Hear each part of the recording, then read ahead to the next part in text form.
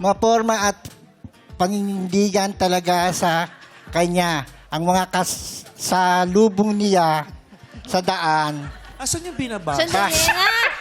Nasaan yung mapanindigan? Wala akong Asa na makita. ha? Sandali, Anong maporma pahina si ba? Eden. Anong Maporma si pahina Eden. yan? Ah. Napapatingin talaga. Napapatingin. Papatingin Sa kanya. sa kanya Ang ang nakasalubong namin sa daan. Papatingin. Kahit may edad at sexy, talaga siyang manamit. Sobrang mahilig sa maikling palda at short. Katulad ng suot niya ngayon. So, yun. Kaya yun madalas siyang Okay. Aha. Madalas siyang Sorry. natititigan ng mga lalaki Natititigan sa ng mall. mga lalaki sa Relax. mall. Oo, okay ka lang ba? Kasi grabe na itong ganito. Oo nga. Eh. Kinakabahan lang kasi I think siya. Kinakabahan. Yung Gusto mo tubig, kagandahan Sel? mo talaga nakaka... ang Oo. lakas ng that. So, yun, pag-usapan muna na natin yung pananamit niya, ha? Oo. Very confident siya sa kanyang sarili. Yes. Kaya yung forma niya, ine-express niya talaga doon. Wala Yeah. siyang pakialam sa kanyang edad. Magdadamit siya kung anong kanyang trip. Maiksi siya manamit at sexy daw. Tama? Yes. Sexy. Yes. Kaya yung mga tao daw, pag siya'y dumadaan, napapatingin. Uy! Oo, Head turner. tinititigan siya ng mga tao. Yeah. Paano pag tinitigan? May kasamang husga ba yun? O pinupuri. Wala, pinupuri lang siya. Nagagandahan sa kanya. Oo, nagaganda. Kahit may edad daw, Oo. maganda siya pumorma at Magaling magdala ng damit. maganda. Oo. Tas Fashionista. gusto nyo ba? Tapos maiksi manamit, nabanggit mo kanina, tama ba? Naka-shorts, naka-skirt. Oo, kasi kung shorts, maiksi talaga yun. Kasi kung mahaba, longs yun, hindi short. Hindi short. Shorts, Shorts. Maiksi talaga. Okay ba sa inyo yun, sir? O hindi? Bahala kayo sa prinsipyo ninyo. Okay ba sa inyo yung babae o kapartner ng sexy manamit sa kalsada sa kanyang edad na 69?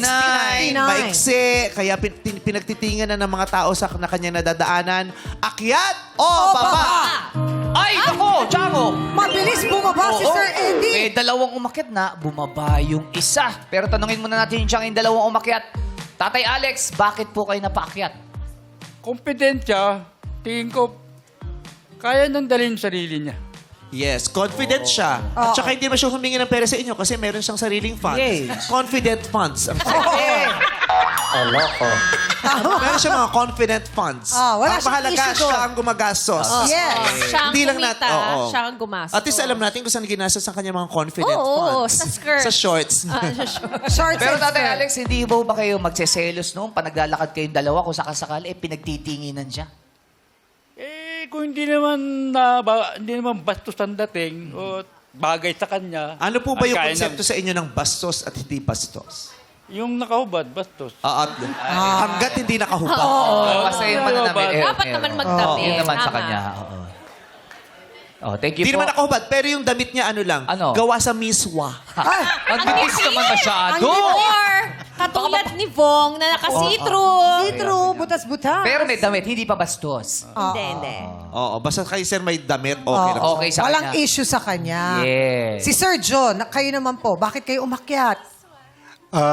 Kasi po, kailangan natin respetuhin yung kagustuhan niya. Wow. So, kaya siguro nagdadamit siya, siguro may pagmamamalaki.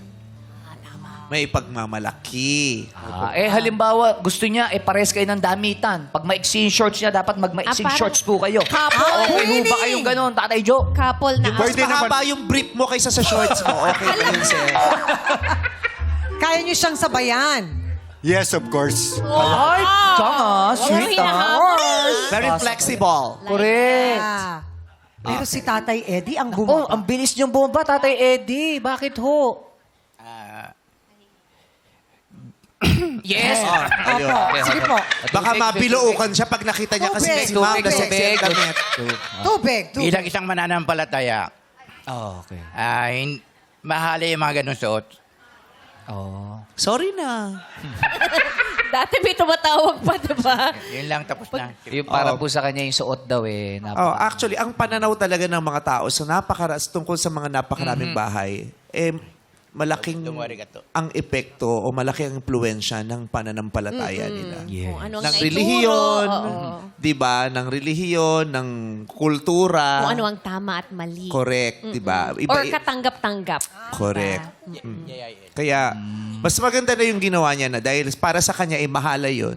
Siya na yung bababa. Siya yung mag-a-adjust. Di ba? Pwede yun na, hindi ko yan gusto, pero hindi nangangahulugang sasaklawan ko yung gusto Tama. mo. Tama. Hindi Diba? ko ipipilit yung paniniwala. Correct. Ayoko lang. Ayoko lang, ako mag-a-adjust, pero kung, di ba, katawan mo yan, life mo yan. Hindi kita pipilitin. Diba? Tama naman yun. Kung ayaw mo, wag mong tignan. Kung ayaw mo, wag mong papanoorin. Tama. Diba? Yung ganun yun. Pero hindi nangangahulugang porket ayaw mo, hihinto na siya. Bawal yan. Walang ganon. Correct. Hindi naman po kayong tipong ipagbabawal nyo sa kanya yon, sir, kung sakasakali. Yung pakikialaman. Ay, hindi naman. Okay lang yun sa akin. Pero ayoko lang lagi ganun suot niya. Oo.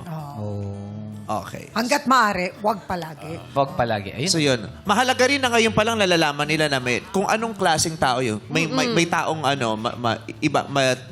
iba ang kanyang antas ng pananampalataya at may bearing Tama. sa kanya yung mga ganyang bagay. Meron namang ibang wala kaming care, 'di ba? Kahit anong suot mo, support kami, diyan ka masaya, confident ka diyan, masaya kami para sa iyo. Okay? May gusto po ba kayong ipunto, ma'am? Sabihin sa kanilang tatlo. May isang hindi sumang-ayon, may dalawang sumang-ayon. Para sa akin, kung talagang mamahalin mo ko bilang ako, nang walang kondisyon. Kasi ako, hindi ako nagkukondisyon sa isang tao pag minahal kita. Kalayaan din yung lalaki. Love me for Yun what ito. I am.